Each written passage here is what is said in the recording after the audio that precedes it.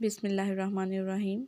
First of all, Assalamu alaikum. This is Minahal Chaudhary, and here I am about to explain you guys about the business model of physiotherapy clinic.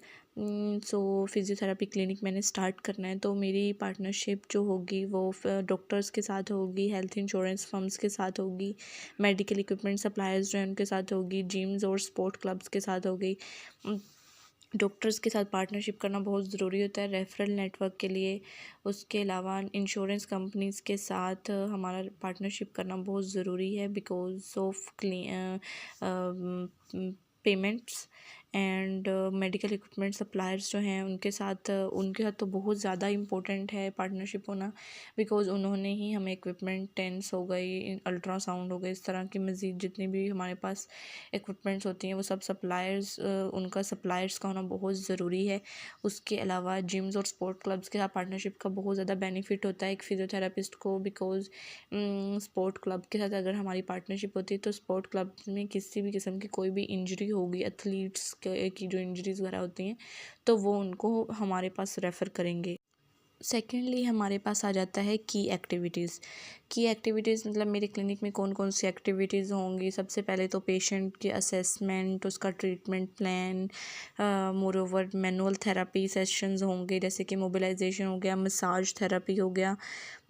उसके अलावा patients को exercise prescribe की जाएगी, more over उनकी supervision की जाएगी कि वो अपनी एक्सरसाइज जो है वो सही तरीके से परफॉर्म कर रहे हैं कि नहीं कर रहे हैं। उसके अलावा मार्केटिंग कैंपेन्स चलाई जाएंगी ताकि बिज़नेस को मज़ीद प्रमोट किया जाए। जैसे कि हमारे पास सोशल मीडिया का तो टाइम चल रहा है, तो ऑब्वियसली सोशल मीडिया पर आप एड्स दे सकते हैं, उसके अलावा पोस्ट कर सकते हैं अपने क्लिनिक के बारे में। तो इस तरह की एक्टिविटीज़ जो हैं वो परफॉर्म करवाई जाएंगी।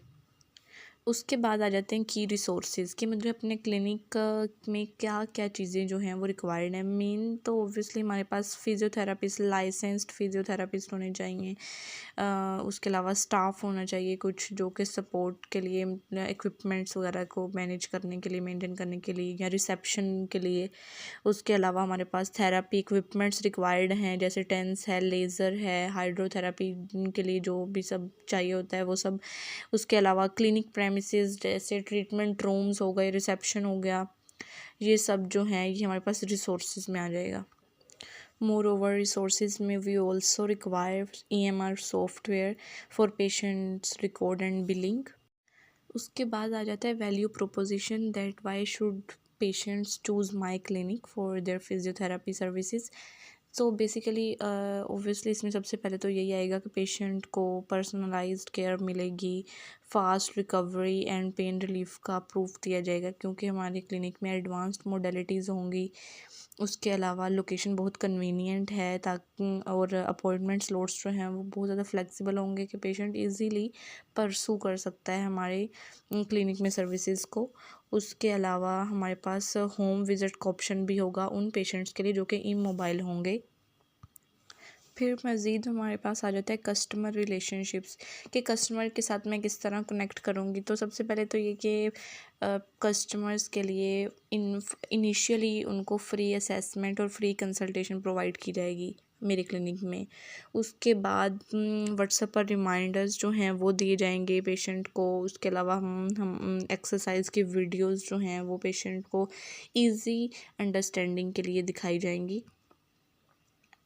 उसके अलावा फ़ीडबैक के लिए भी सर्वेज़ जो हैं वो करवाए जाएंगे ताकि हम अपनी सर्विस को इम्प्रूव कर सकें।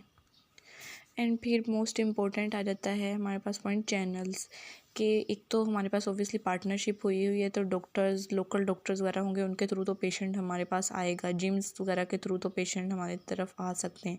लेकिन उसके अलावा हमें क्या करना चाहिए कि पेशेंट हमें फाइंड कर सके हमारे क्लिनिक को। तो उसमें हमारे पास ये है कि सोशल मीडिया का दौर है तो ऑब्वियसली गूगल माई बिज़नेस के थ्रू हम अपना बिज़नेस में प्रमोट करूँगी। उसके अलावा सोशल मीडिया पे इंस्टाग्राम पर रिहैब वीडियोज़ वगैरह डाल के, फेसबुक पे एड्स वगैरह। उसके अलावा कम्युनिटी इवेंट्स हो जाते हैं जैसे कि हेल्थ फेयर हो गया, तो उनके थ्रू भी हम पेशेंट्स के लिए चैनल्स प्रोवाइड कर सकते हैं। उसके बाद आ जाता है जी हमारे पास कस्टमर सेगमेंट्स के कौन कौन से पेशेंट्स जो हैं वो मेरे क्लिनिक पर आएंगे। सबसे पहले तो ऑब्वियसली जिनको भी फिज़ियोथेरेपी की ज़रूरत होगी वो तो हमारे क्लिनिक पर आएंगे ही। जैसे कि हमारे पास पोस्ट ऑपरेटिव पेशेंट्स होते हैं जिनको ऑर्थोपेडिक सर्जरी हुई होती है, उनके लिए we are all time available. उसके अलावा स्पोर्ट्स इंजरी एथलीट्स जो होते हैं, उसके अलावा क्रोनिक पेन जिन पेशेंट्स में होता है, या जैसे कॉरपोरेट एम्प्लॉयज़ होते हैं जिनको अक्सर बैक पेन होता है ऑफिस वर्कर्स को, तो उनके लिए भी फिज़ियोथेरेपी कम्प्लीटली एप्लीकेबल है। उसके बाद आ जाएगा कॉस्ट स्ट्रक्चर के मेरे एक्सपेंसेस क्या क्या हैं।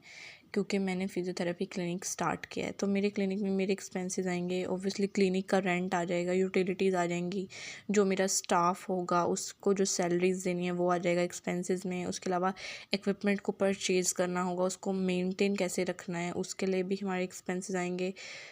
उसके अलावा मार्केटिंग जो करनी है उसमें भी एक्सपेंसेस होते हैं। उसके बाद आ जाता है लास्ट पे हमारे पास रीवेन्यू स्ट्रीम्स कि मेरा जो है मैं कैसे चार्ज करूँगी, I mean how will I get paid. So सबसे पहले तो पर सेशन ट्रीटमेंट फ़ी होगी। उसके अलावा पैकेजेस डील्स होंगी, जैसे 10 सेशन का बंडल हो जाएगी तो उसके थ्रू पेमेंट होगी मुझे। उसके अलावा अगर हम होम विज़िट करवाएंगे तो उसके सर्विस चार्जेस जो हैं वो अलग होंगे।